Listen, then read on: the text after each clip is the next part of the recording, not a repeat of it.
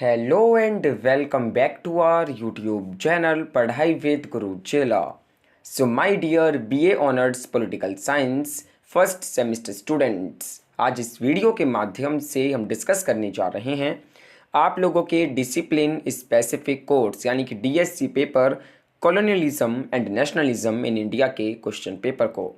इस वीडियो के माध्यम से हम आप लोगों को बताएंगे कि किस प्रकार के क्वेश्चंस आप लोगों के एग्जामिनेशन के अंदर पूछे गए, क्या एक बेसिक पैटर्न रहा क्वेश्चंस को पूछने का, मैक्सिमम मार्क्स क्या रहे, टोटल नंबर ऑफ क्वेश्चंस कितने रहे एंड कितने नंबर ऑफ क्वेश्चंस आपको अटेम्प्ट करने थे। सो आइए वीडियो को स्टार्ट करते हैं एंड डिस्कस करते हैं इस लेटेस्ट क्वेश्चन पेपर को, जो कि है आप लोगों के DSC paper 3 colonialism and nationalism in India पर।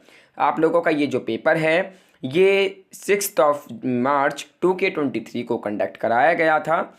इस वीडियो के माध्यम से हम जो क्वेश्चन पेपर डिस्कस करने जा रहे हैं वो यूनिवर्सिटी ऑफ दिल्ली का क्वेश्चन पेपर है। सो आइए वीडियो को स्टार्ट करते हैं।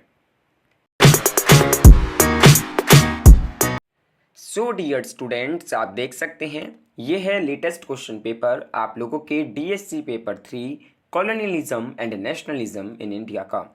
आप देख सकते हैं serial number of question paper 3075। इसका जो यूनिक पेपर कोड है वो है 2322101103।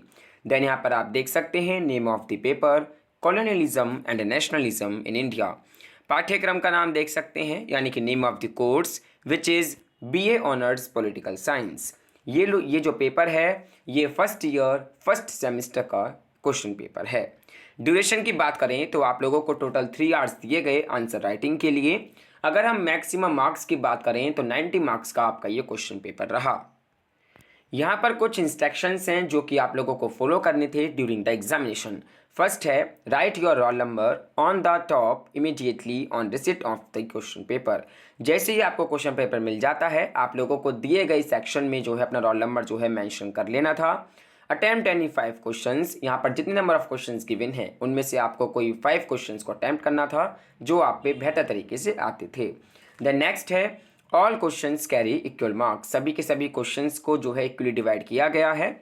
देन नेक्स्ट है पॉइंट नंबर 4 आंसर्स में be written either in English और हिंदी। आप लोग जो हैं आंसर्स को Hindi as well as English किसी भी एक माध्यम में जो है लिख सकते हैं, but the same medium should be used through out the paper. लेकिन आपको थ्रू आउट द पेपर एक ही मीडियम का यूज़ करना है। अगर आपने किसी भी क्वेश्चंस का आंसर जो है इंग्लिश मीडियम में दिया है तो आपको बाकी के क्वेश्चंस का भी जवाब जो है इंग्लिश मीडियम में ही देना होगा। अगर आपने किसी भी क्वेश्चन का जवाब हिंदी माध्यम में दिया है तो बाकी के क्वेश्चंस के भी आपको आंसर जो है हिंदी माध्यम में ही लिखने होंगे।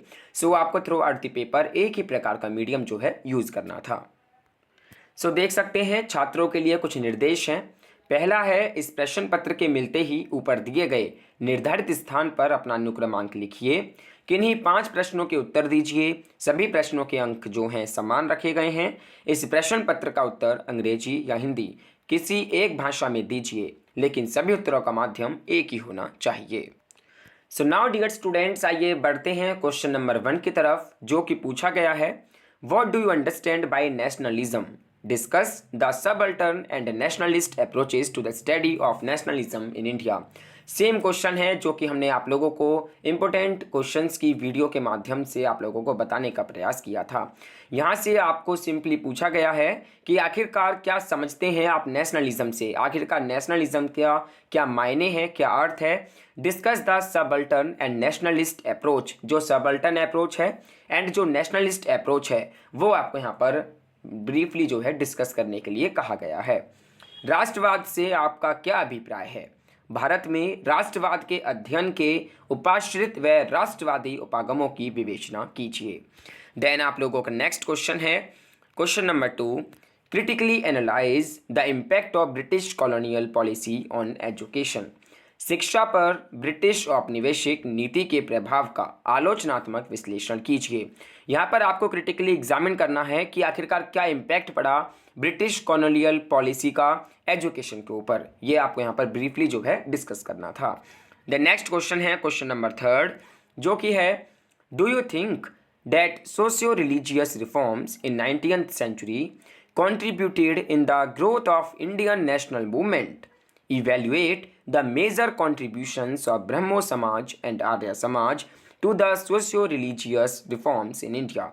यहाँ पर बेसिकली आप लोगों से यही पूछा गया है कि जो सोशियो रिलीजियस रिफॉर्म्स जो थे 19th सेंचुरी के, उन्होंने किस प्रकार अपना योगदान दिया इन the growth of Indian national movement. यहाँ पर आपको ओवरऑल डिस्कस करना है कि आखिरकार ब्रह्मो समाज क्या था एंड आर्य समाज क्या था, दोनों के बीच क्या सिमिलैरिटीज़ थी, दोनों के बीच क्या डिफरेंसेस थे, एंड उन्होंने किस प्रकार योगदान दिया socio religious reforms in India में।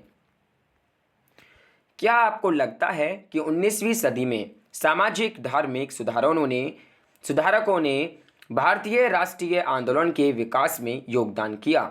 भारत में सामाजिक धार्मिक सुधारों में ब्रह्म समाज और आर्य समाज के प्रमुख योगदानों का मूल्यांकन कीजिए। देन आप लोगों का नेक्स्ट क्वेश्चन है question number 4। Non cooperation movement यानी कि NCM proved to be the first mass movement in freedom struggle of India. Analyze. असहयोग आंदोलन भारत के स्वतंत्रता संग्राम में पहला जन आंदोलन साबित हुआ। ये आपको यहाँ पर ब्रीफली जो है डिस्कस करना है। द नेक्स्ट क्वेश्चन है question number 5। Explain the salient features of Indian act of 1935, evaluate its role and significance in the growth of constitution of India. 1935 के भारतीय अधिनियम की जो मुख्य कैरेक्टरिस्टिक हैं, जो फीचर्स हैं, वो आपको यहाँ पर डिस्कस करनी है। भारत के संविधान के विकास में इसकी भूमिका और महत्व का मूल्यांकन कीजिए। इसका जो रोल रहा है, इसका जो सिग्निफिकेंस रहा है इन the growth of constitution of India, ये भी आपको यहाँ पर डिस्कस करना है। द नेक्स्ट क्वेश्चन है question number 6। Examine the policies, strategies and impact of extremist politics in India's freedom struggle. Do you think that it radicalized the Indian national movement? Bharat के स्वतंत्रता संग्राम में अतिवादी राजनीति की नीतियों, रणनीतियों और प्रभावों का परीक्षण कीजिए। क्या आपको लगता है कि इसने भारतीय राष्ट्रीय आंदोलन को क्रांतिकारी बना दिया? ये आपको यहाँ पर डिस्कस करना है। बेसिकली यहाँ पर आपको डिस्कस करना है कि जो एक्सट्रीमिस्ट पॉलिटिक्स जो रही है इंडिया फ्रीडम स्ट्रगल के दौरान, वो क्या रही है, क्या उसके फीचर्स रहे हैं, क्या उनकी पॉलिसीज़ रही हैं, क्या क्या उनकी जो स्ट्रेटजीज़ रही हैं, एंड क्या उनका इम्पैक्ट पड़ा है। ये बेसिकली आपको डिस्कस करना है। द नेक्स्ट है question number 7। Critically evaluate the role and significance of anti Brahmin movement in the freedom struggle of India.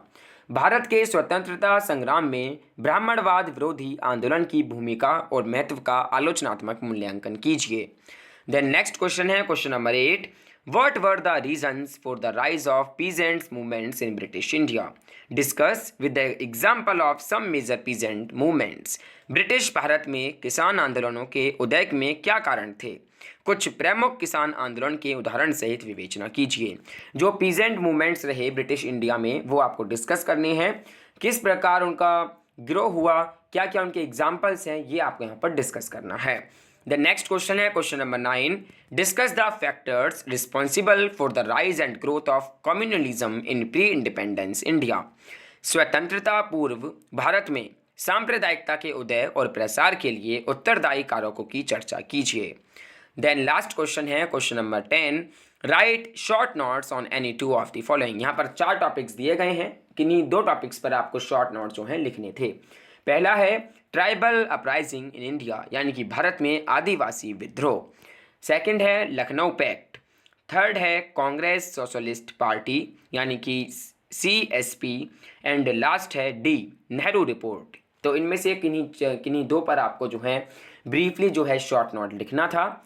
सो ये रहा है आप लोगों का colonialism and nationalism in India का लेटेस्ट क्वेश्चन पेपर, जिसमें टोटल नंबर ऑफ क्वेश्चंस 10 रहे। किन्हीं 5 क्वेश्चंस को आपको अटेम्प्ट करना था जो आप पे बेहतर तरीके से आते थे।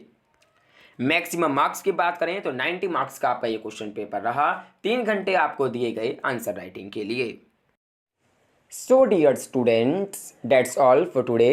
I just hope you understand each and everything very well. अगर आप लोगों की कुछ भी क्वेरीज हैं, कुछ भी आप लोगों के डाउट्स हैं, तो आप वाया कमेंट बॉक्स सेक्शन में कमेंट कर कर सेंड कर सकते हैं। हम पूरी कोशिश करेंगे आप लोगों की कमेंट्स का as soon as possible reply करने का एंड आप लोगों के जितने भी डाउट्स हैं उनको क्लियर करने का।